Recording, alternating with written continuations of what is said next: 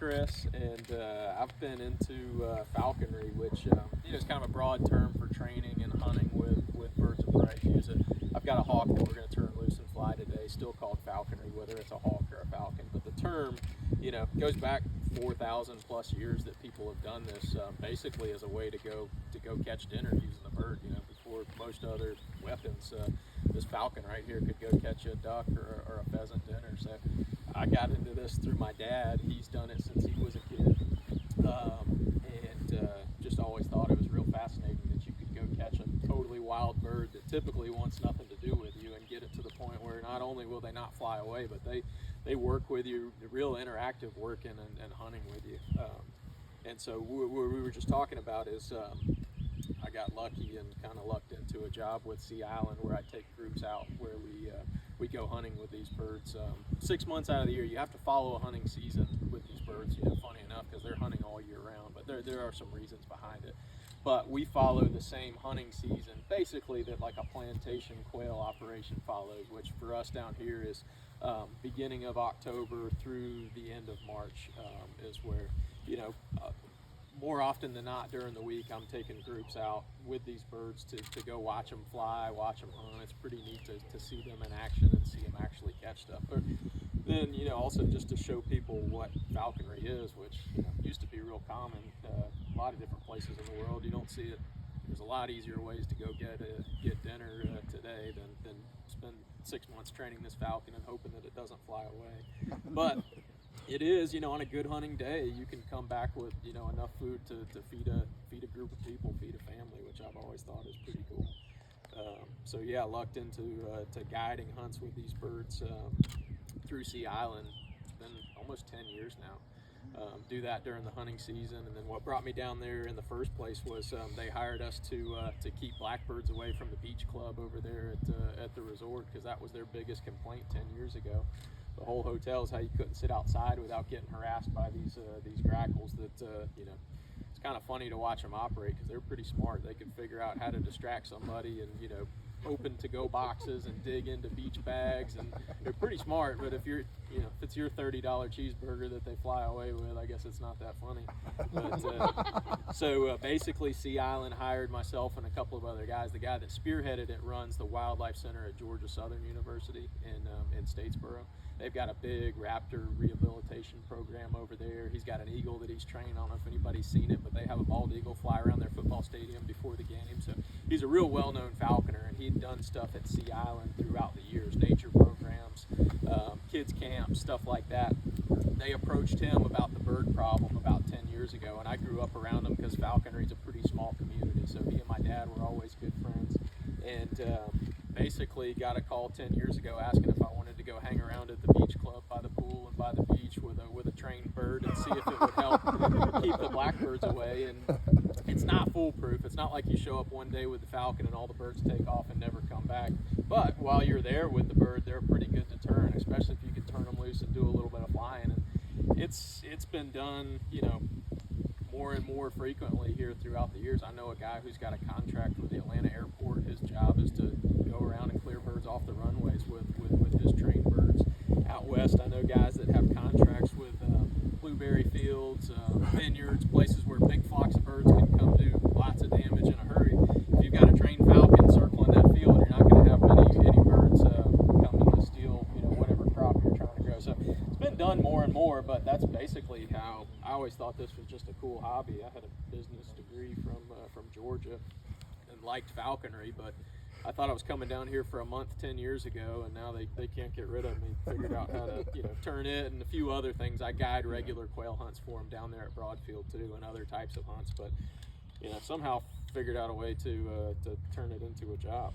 But anyway, so that's my background at least, and I've got a couple of birds to show you guys. This one here is a peregrine falcon, and then the other bird that I've got, like I said, is a Harris hawk.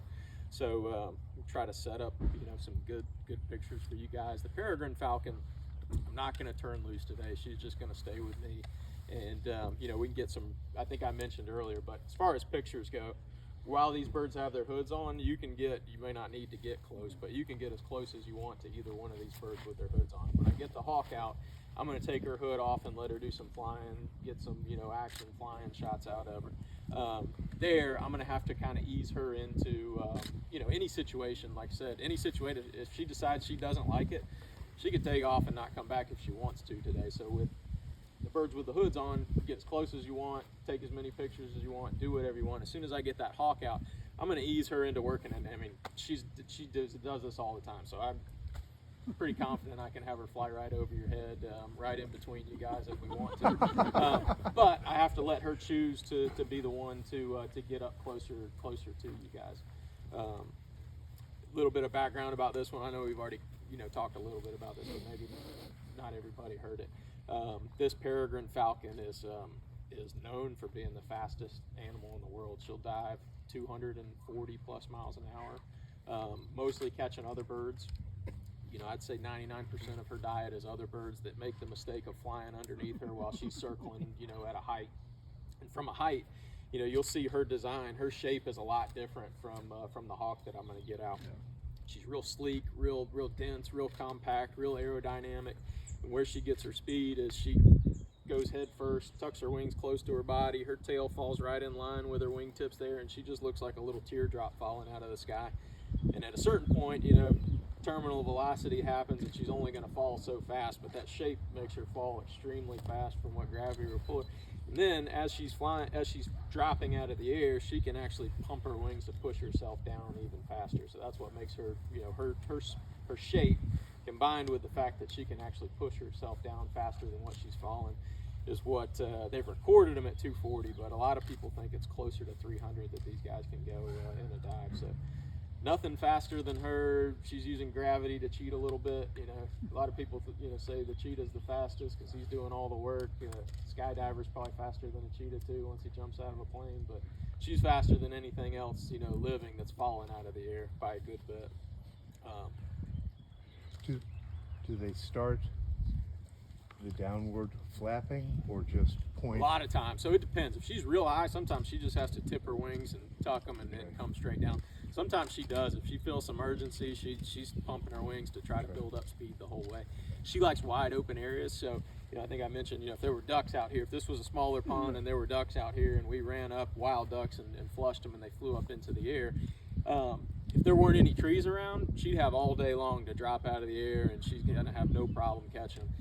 She doesn't want to chase something into the trees or into cover. So around here, she might be on them pretty quick trying to get to them while they're still out in the open before they make it to the brush. They don't have the ability like Cooper's hawks. Yeah, she's not the type of bird that, Cooper's hawk would take off and fly straight through those woods right there without losing much speed at all. She's not that way. It takes her a little bit. She's got kind of a heavy wing load to her.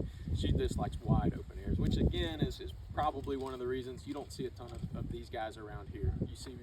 You see them migrating and following the coastline. They'll catch shorebirds and ducks along the coastline, but they like that wide open you see them at the beach edge. Yeah, for sure. Forest beach edge. They give out now. These guys used to be real rare. On the edge of going extinct. Those skyscrapers. Yeah. There's a big reintroduction in falconers. Who had the birds and could breed them in captivity and release them, because a captive bred bird goes to wild real fast. They don't lose the instinct to survive. Played a big part in in cities were a great place to release them because they don't build a nest in a tree. They like to nest on a cliff in the wild. So tall building, tall bridge, plenty of pigeons to eat. A city, if they can get used to the commotion, is a perfect spot for these guys. I've got some cleaned quail meat. A quail that one of these birds caught on a hunt. In March when it was still legal for us to hunt quail with them. And if she was a wild bird, what I would do is start tapping around her beak. And right now, she knows I'm going to feed her. But if she was a wild bird, she would be trying to bite me back defensively. So as that wild bird's trying to bite my fingers, I take my little piece of quail meat and I shove it in its mouth. And it goes real quickly from fear and thinking that it's about to get eaten to thinking, I don't know exactly what this thing is, but whatever it is, it's giving me free food, which, the free meals don't come easy for them in the wild. So that wild bird starts to think pretty quickly, all right, this guy's, whatever's got me isn't so bad because it's feeding me. So I spend a little bit of time pushing food into that bird's mouth to get it calm. while the hood's still on. And every time I feed her, every time I push a piece of food into her mouth, just like clicker training with a dog, I'll whistle. So food, whistle, over and over again. And before very long, usually within just a couple of hours of catching that wild hawk, she knows that a whistle means food. And if I whistle, that bird starts acting like she's acting, which is, all right, where's my food? I hear the whistle, give me the food. So you can tell she's totally tuned into getting to eat here. So if she was a wild bird and I was taking her hood off for the first time, she'd be looking at me pretty suspiciously. But I've already got that tool of getting her focused on food by using a whistle. So you gotta learn to do things one-handed with these guys. If you'll stay still. There we go. So I take her hood off. She's gonna look at you guys. There we go. All this stuff that's going on around her, but pretty quickly, you know, if she was a wild bird and I didn't have my piece of food ready like I would if she was totally wild, but that hood pops off, she hears a whistle, I hand her a piece of food, and we start to become, you know, best buddies. She's like, this guy isn't the worst thing in the world.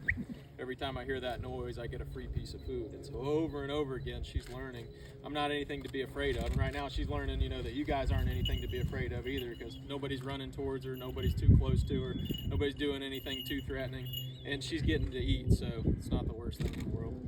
The next step in the training process, I'll take this other Jess off over here, would be to, you know, it's easy for her to just take food out of my fingers, but I'll show her this perch over here. The next step would be to put her on a perch, and it's easy for her to just take food from me, but I know that bird's starting to trust me, and usually this would be done indoors when I can hold up my glove, get nice and close to her, whistle,